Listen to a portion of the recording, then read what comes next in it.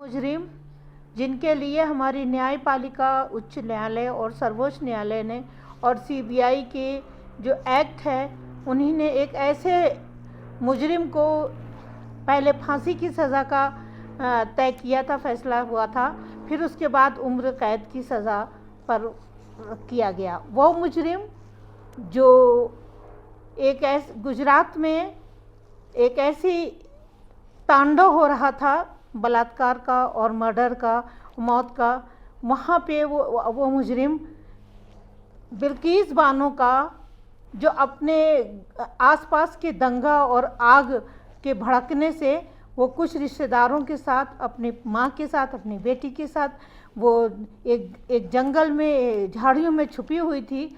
दंगाइयों को पता चला कि यहाँ पे भी कुछ लोग हैं और फिर वो वहाँ गया और उसने कई लोगों का मर्डर किया और 3 औरतों का रेप किया, बिल्किस का भी रेप किया, उसके सारे कपड़े उतार दिए और उसकी बेटी का भी रेप हुआ और उसको भी मौत दे दी।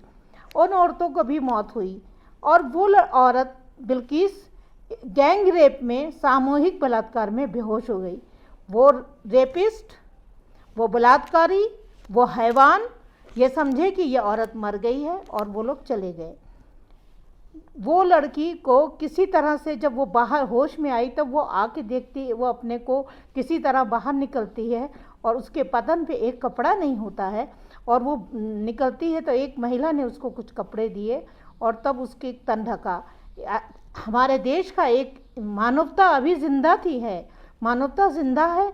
एक होमगार्ड ने उसको सुरक्षा से थाने चौकी पहुंचाया और उस महिला ने अपनी बात कही, लेकिन पुलिस ने उसका कोई भी नहीं सुना, ना उसकी रिपोर्ट लिखी, ना और मेडिकल भी नहीं उसका करवाने दिया और कहा सब झूठ है, कोई सबूत नहीं है। वो कैंप में जाके रहने लगी। उसके बाद भी वो वहाँ पे महिला आयोग और समाज सेवी लोगों ने उसके लिए, न्याय के लिए लड़ा, लेकिन कुछ नहीं सुना। आखिरकार सुप्रीम कोर्ट तक गई और सुप्रीम कोर्ट ने जब अपने स्तर पर उसकी जांच करवाई और सीबीआई ने उसका जांच किया और ये अदालत में फिर प्रभावी किया जा रहा था, उसकी जांच को गुमराह किया जा रहा था, मेडिकल रिपोर्ट और जांचें सब प्रभावित की जा रही थीं एक साजिश के तहत। फिर सुप्रीम कोर्ट ने ये जांच को बॉम्बे हाई कोर्ट में भेज दिया। बॉम्बे में जब ये जांच हुई, बॉम्बे में इस तरह का जब इसका मेडिकल हुआ और इसका और वहाँ पे जो लोग मार दिए गए, कब्र में डाल दिए गए, उनकी लाशों का भी पोस्टमार्टम हुआ। पता चला सर किसी और का है, धड़ किसी और का है, रेप किसी और का हुआ है, किस किस का रेप हुआ है। बलात्कारी और मर्डर करने वाले, हत्या करने वालों की ना कोई जात होती है, ना कोई धर्म होता है, वो सिर्फ एक अपराधी और हैवान और शैतान होते हैं। अफसोस होता है मुझे कि किस तरह से हमारे गुजरात सरकार ने एक नीति तैयार की थी, सज़ा नीति, जो 92 में थी।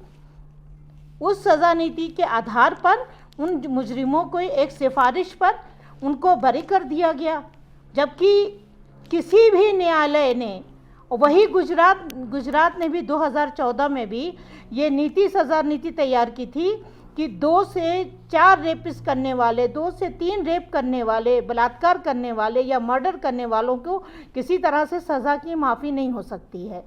और वही गुजरात के एक्ट को नकार दिया गया और वहीं गुजरात सरकार की तरफ से वो उन अपराधियों को 75वीं स्वतंत्रता दिवस में उनको आज़ादी दे दी गई। 75वीं स्वतंत्रता दिवस में उनको आज़ादी दे दी गई और वही मुजरिम आकर के अपने गांव में उन लोगों का स्वागत और सम्मान और हार पहनाया जाता है।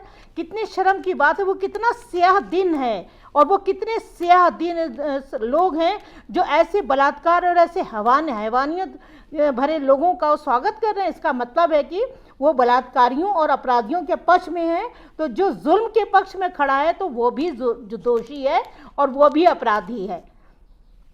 अफसोस होता है और ये हम पूरी तरह से, हमें विश्वास है कि हमारे देश की सीबीआई और पुलिस और न्यायप्रिय पुलिस और हमारी न्यायप्रिय अदालतें अभी भी हम लोगों के लिए एक विश्वास और एक भरोसा का स्तंभ हैं, पिलर हैं। और ये एक ऐतिहासिक फैसला हुआ था जो बिल्किस बानो के लिए एक नज़ीर बना था हिंदुस्तान की महिलाओं के लिए, कि जो हिंदुस्तान की अदालत ने, सुप्रीम कोर्ट ने इतनी बड़ी रकम मुआवजे में बिल्किस को दी थी जो 51 लाख थी, और घर था, रोज़गार था। आज वो मुजरिम को छोड़ जाने का मतलब है, फिर इसका मतलब है कि निर्भया के कातिलों को और रेपिस्ट करने वालों को सजाए मौत ना होती, फिर उनको भी छोड़ दिया जाता। फिर निर्भया के बलात्कारियों को क्यों सजा हुई? वो भी तो बलात्कारी और मर्डर किया था, उनको भी सजा हुई। तो फिर किस जुर्म में, किस वजह से, किस आधार पे इन लोगों को छोड़ा गया? वजह से किस आधार पे इन लोगों को छोड़ा गया? हम महिलाएं, भारतीय महिलाएं, हम अपराधियों के ना जात जानते हैं ना धर्म जानते हैं, हम सिर्फ उनका जुर्म जानते हैं, उनका अपराध जानते हैं। और महिलाओं की सुरक्षा और उनके न्याय देने के लिए समाज की हर बेटी और हर माँ और हर वो भाई, हर वो पिता के आंसू पोंछना चाहते हैं जो असहाय होकर के देख रहे हैं। इसका मतलब है हमारे देश की हज़ारों जो रेप करने वाले और मर्डर करने वाले जो उम्र कैद की सज़ा पा रहे हैं, तो क्या उनको भी छोड़ दिया जाएगा? तो समाज में जब ऐसे लोगों को, सारे रेप करने वाले, बलात्कार करने वालों को छोड़ दिया जाएगा, माफ़ी की सज़ा हो जाएगी, तो ये समाज जानवरों की तरह से मासूम और बेगुनाहों के साथ पेश होएगा। और अदालत का डंडा, उनका कोई खौफ नहीं है उनको। ऐसा नहीं हो सकता है। इस देश में कानून है, न्यायालय है, संविधान है।